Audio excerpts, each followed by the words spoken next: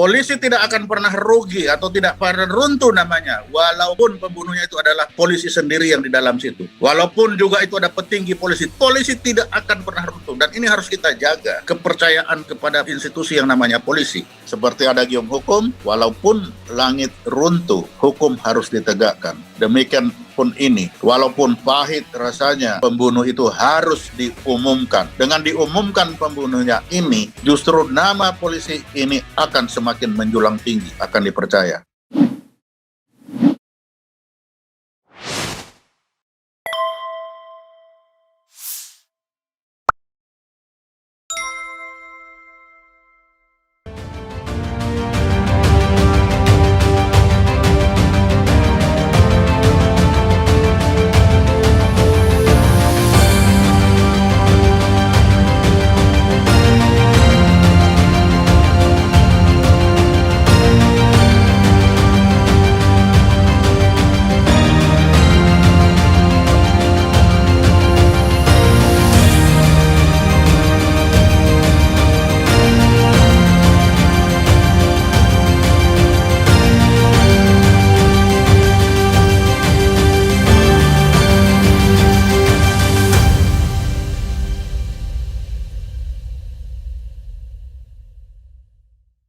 Kita mencoba meningkatkan fakta ini tembak-menembak. Saya mencoba fakta ini tembak-menembak. Karena tidak mungkin orang mati, tidak ada yang membunuh. Oke, saya ikuti dulu logika berpikir dari Polres ini. Tembak-menembak, oke, tembak-menembak. Tapi tembak-menembak belum selesai, sudah muncul pelecehan seksual. Lalu ini yang mana ini sebenarnya nih masalah ini? Kita harus dudukkan dulu permasalahan ini di mana. Karena Pak Kapolres ini datang dengan membawa map dan dia bilang ini hasil otopsi bagi korban. Maka kalau bicara otopsi itu adalah korban. Karena korban ini di situ adalah peluru, maka korban penembakan. Kalau korban penembakan ditambah dengan ada pistol, maka korban ini adalah hasil tembakan dari saudara E. Kan itu logika yang ada. Nah, tetapi sang kombes ini bilang, walaupun sudah begitu, belum cukup bukti untuk menaikkan jadi tersangka. Wah, ini tambah pusing lagi saya. Kok bisa ya? Karena sebelumnya bulan April saya pernah mengikuti kasus bagaimana 2 orang jawara itu berhadapan dengan perampok, perampoknya mati, si jawara ini tersangka menjadi pembunuh. Nah, tapi kok ini hal yang sama tidak diterapkan sama si polisi ini, 2 orang ini. Nah, ini sudah menjadi. Lalu belok ke pelecehan. Nah, sekarang ini mau apa ini? Kalau kita berbicara otopsi, maka otopsi itu adalah korban. Otopsi korban ada peluru ya, korban penembakan. Kita bicara penembakan. Tapi sampai hari ini belum ada itu tersangka. Siapa tersangka? Belum ada. Malah lebih cenderung ke pelecehan seksual. Lalu kemarin bergerak lagi dari penembakan dengan pistol Glock. Sebenarnya kalau saya yakin polisi ini sudah tahu siapa pembunuhnya. Pasti saya yakin tahu. Dari mana? Polisi sudah tahu bahwa di situ ada pistol Glock. Kan dibilang ada Glock.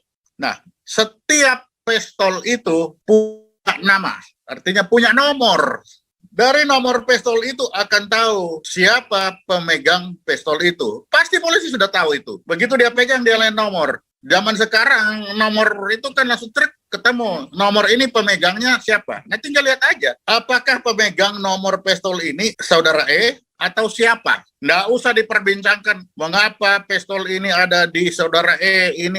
Kalau saya bilang ini pistol raja-raja, ya sudahlah. Kalau raja-raja, ada enggak nama raja di dalam situ? Karena pistol ini, saya punya pistol juga, ini kan ada ini contohnya. Ada yang beginian ini. Nah, dan ini tercatat ini. Kalau di Angkatan Laut lebih parah lagi, pistolnya dicatat, pelurunya ditulis lagi. Ada berapa peluru kamu punya? Kalau pistol dikembalikan, dihitung mana pelurunya. Jadi ada pencatatan. Nah, sehingga kalau kita mau menguak, ini nggak usah jauh-jauh. Ikutin alur si pistol itu. Ada 2 pistol itu. Ya udah, pistol 2 ini namanya siapa? Datang aja gudang senjata. Gudang senjata pasti komputerized sekarang. Tulis nomornya, tek, tek, tek, tek, akan keluar namanya. Kalau tidak keluar namanya, nah ini pertanyaan lagi, siapa yang memasukkan pistol itu? Sepanjang pistol itu masuk secara sah, dipegang oleh orang yang sah, pasti dia punya yang namanya seperti ini. Kartu pemilik, ini judulnya, kartu pemilik senjata nih, pasti punya.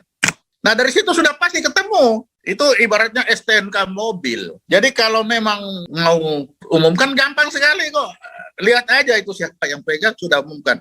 Tapi rasanya sekarang di tingkat di polisi tinggal menghitung-hitung kalau diumumkan siapa yang rugi, siapa yang dirugikan kan itu, atau siapa yang terasa rugi itu aja. Tapi bagi kita tentunya rakyat itu sangat menghendaki polisi tidak akan pernah rugi atau tidak pernah runtuh namanya, walaupun pembunuhnya itu adalah polisi sendiri yang di dalam situ. Walaupun juga itu ada petinggi polisi, polisi tidak akan pernah runtuh. Dan ini harus kita jaga kepercayaan kepada institusi yang namanya polisi. Sehingga seharusnya tidak perlu terlalu berlama-lama untuk menghitung. Semakin lama menghitung, semakin kelihatan itu yang disampaikan Pak Suteki tadi, cover up kalau istilah hebatnya. Jadi pembohongan kalau istilah polisi. Sekali berbohong akan terjadi pembohongan selanjutnya untuk menutupkan pembohongan, kan itu ilmunya dari polisi. Nah ini makin lama semakin jauh nanti. Apalagi di waktu kalau saya ingat kasusnya si Jawara itu tidak keluar tuh sampai kita selesaikan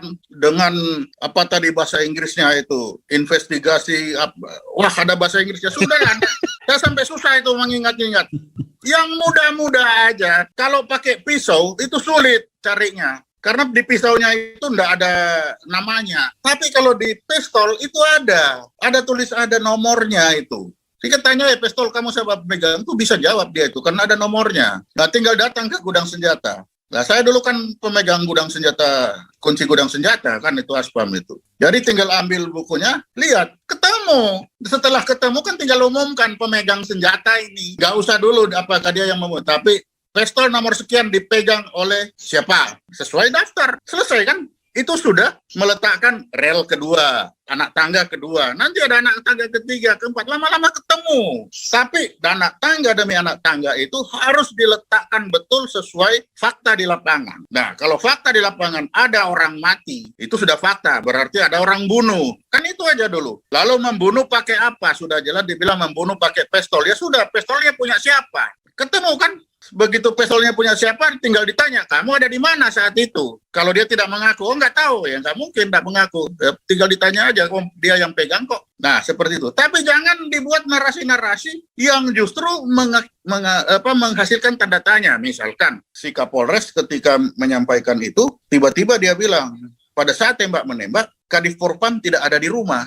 Lah ngapain bilang tidak ada di rumah? Itu kan menarik perhatian, kenapa harus disampaikan? Nah logika kalau kita melihat ini gelas itu ada setengah isi setengah kosong, gelas itu kan kalau berisi bisa setengah isi, bisa setengah kosong kan? Lah kalau dia bilang, Kapolres ini Kadif Propam saat itu tidak ada di rumah, lah setengah kosongnya bisa bilang, bisa-bisa itu ada di rumah tapi ditutup kan? Kenapa seperti ini kok disampaikan itu kan mengundang pertanyaan. Lalu kedua lagi, Kadif Propam tidak ada di rumah karena sedang pergi untuk PCR. Nah, ini gampang sekali carinya. Tanya supirnya, PCR-nya di mana? Tempatnya mana? Benar enggak ada di situ jam sekian. Nah, tapi ini melanggar kebiasaan lagi. Raja-raja seperti Kadif Propam itu rasa-rasanya kalau PCR dipanggil PCR, kamu sini. Aku periksakan gitu. Zaman aku kan begitu, nggak tahu kalau beliau lain. Kalau waktu aku Kabais mau ada periksa kesehatan itu nggak pergi ke rumah sakit. Sini kamu cek, aku punya darah ini. Nah, ini. Lah kalau PCR kan bisa saja panggil sini. Tapi dibilang sedang ke sana. Ya sudah, ini membuka tabir lagi. Gampang kan, tabir dibuka sendiri. Pergi cek ke sana. Ada enggak dia PCR di sana? Dengan siapa datangnya? Dengan sana kok itu ajudan 2 kenapa ditinggal? Ada punya berapa ajudan ini? Kalau dia pergi lalu ajudan ditinggal, kalau selama saya Kabais nama ajudan itu tidak pernah tinggal, kemana saya pergi ikut terus. Lah kalau ini kenapa ada ajudan 2 ditinggal? Apa ada ajudan yang lain? Ya nggak tahu, barangkali beliau punya ajudan lebih dari 3, nggak ngerti lagi ya. Tapi ada 2 ditinggal dan pergi ke sana. Nah ini menimbulkan narasi-narasi yang membuat masyarakat itu ini sih mau kemana perginya? Nah, ditambah sekarang lagi belum selesai ini. Sekarang kan coba lihat semuanya itu ada mengarah ke pelecehan seksual. Iya, jadi rekomendasi saya secara khusus memang seperti kata Pak Napoleon Bonaparte hanya satu, jujur. Satu kata jujur. Nah, dengan jujurnya itu ini akan menyelesaikan masalah yang kita hadapi di depan mata. Jadi jangan dianggap sepele tentang laporan tadi pembunuhan berencana. Karena seperti Pak Ahmad bilang tadi, ini kalau sudah bergeser ke masalah keluarga, dari masalah keluarga akan bergeser ke suku, akan jauh sekali. Karena itu jujurlah. Nah, dengan ada jujurlah ini, kejujuran itu sudah pasti ada kalanya pahit, tapi tetap saja itu akan mendatangkan suatu kebahagiaan. Kalau jangan sampai kita melanggar kata jujur, itu tidak jujur untuk menyembunyikan orang yang tidak jujur. Nah, ini kan sudah double salahnya. Jadi jujurlah supaya kita jangan, atau institusi Polri ini jangan sekali-sekali melindungi pembunuh yang seharusnya itu harus dihukum. Seperti ada gium hukum, walaupun langit runtuh, hukum harus ditegakkan. Demikian pun ini. Walaupun pahit rasanya, pembunuh itu harus diumumkan. Dengan diumumkan pembunuhnya ini, justru nama polisi ini akan semakin menjulang tinggi, akan dipercaya. Kalau itu tidak dilakukan, itu akan sebaliknya. Jadi demikian, Cak Selamat.